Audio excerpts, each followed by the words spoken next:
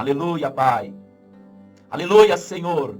Engrandecido, exaltado seja o teu nome. Nesta manhã, Abba.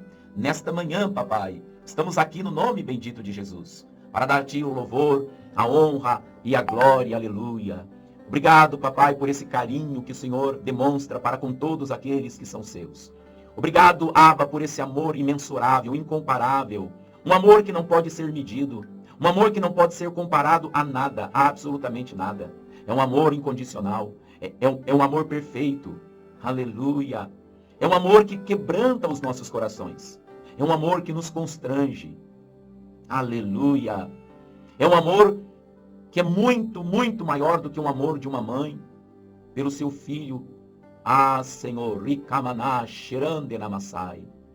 Porventura, poderia uma mãe se esquecer de seu filho, a qual gerou, mas ainda que isso viesse a acontecer, o Senhor jamais, jamais se esquecerá de nós. Porque somos filhos amados, gerados em Ti, por meio de nosso Senhor Jesus Cristo.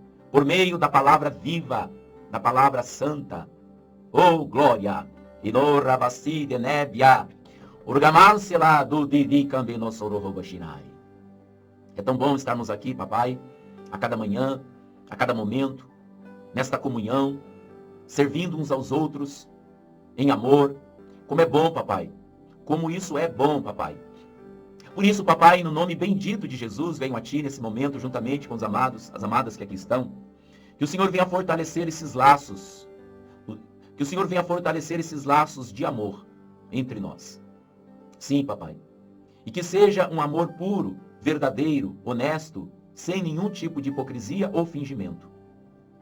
Porque nós sabemos, papai, que o verdadeiro amor, o amor ágape, como está escrito, ele tudo crê, ele tudo suporta.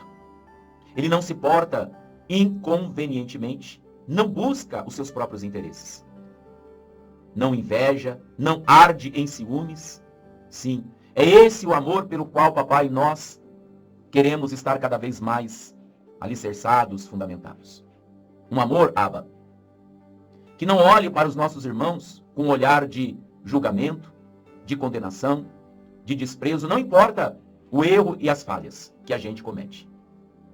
Quando Pedro perguntou para Jesus que se um irmão pecasse, quantas vezes deveríamos perdoar o irmão que pecasse contra nós em um dia?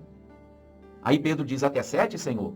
Aí o Senhor Jesus, ele olha, Pedro, eu não te digo que até 7, mas até 70 vezes 7 em um dia, se o seu irmão pecar contra ti, você deve perdoá-lo.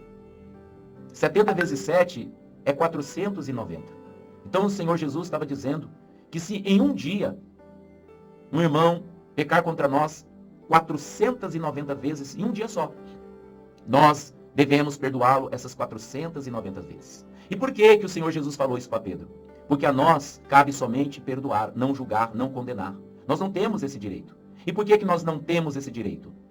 Porque nós também somos falhos, nós também erramos. É como aquele caso da mulher adúltera, quando aqueles fariseus, aqueles homens da lei, da justiça própria, quando eles pegaram aquela mulher em flagrante adultério, eles foram rápidos para executar juízo, para julgar e condená-la.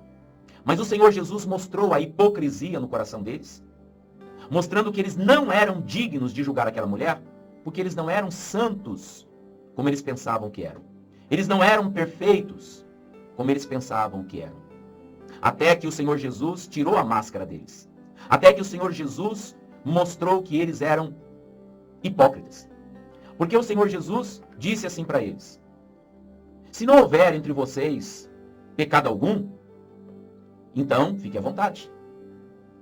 Se não há pecado em vocês, então que seja o primeiro a tirar a pedra.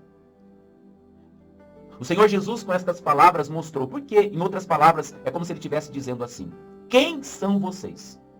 Quem são vocês para julgar e condenar essa mulher? Acha que o pecado que vocês cometem tem menos? Acham que o pecado que vocês cometem tem menos gravidade? É menos grave do que o pecado que essa mulher cometeu? Porque para Deus não existe pecado, pecadinho e pecadão.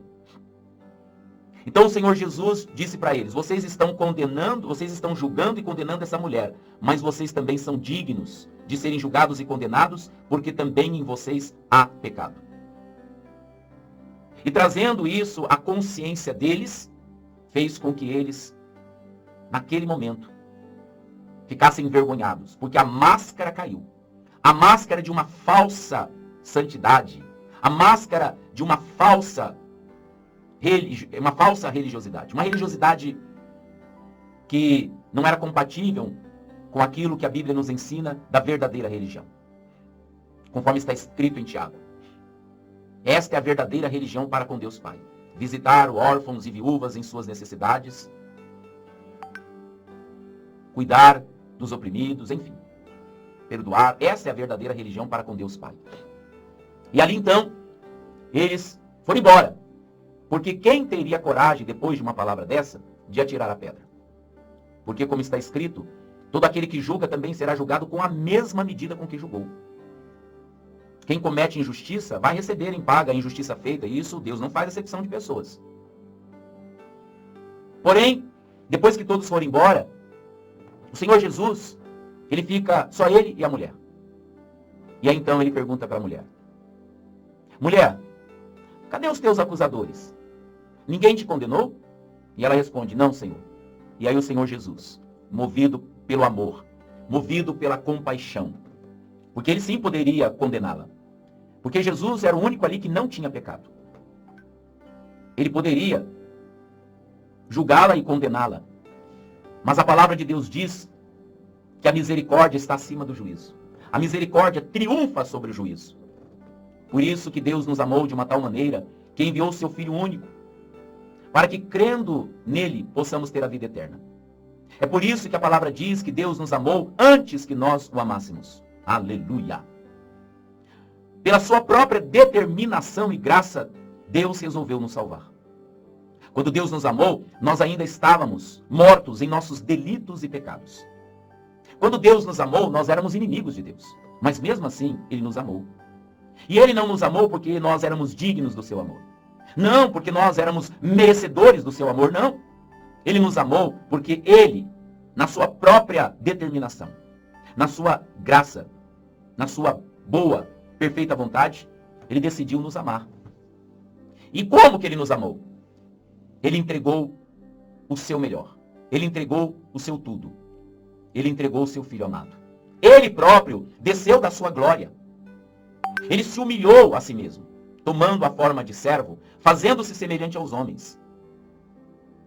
Ele veio aqui nesse mundo. Ele que sempre foi Deus. Ele deixou a sua glória. Ele despiu-se de si mesmo. Ele despiu-se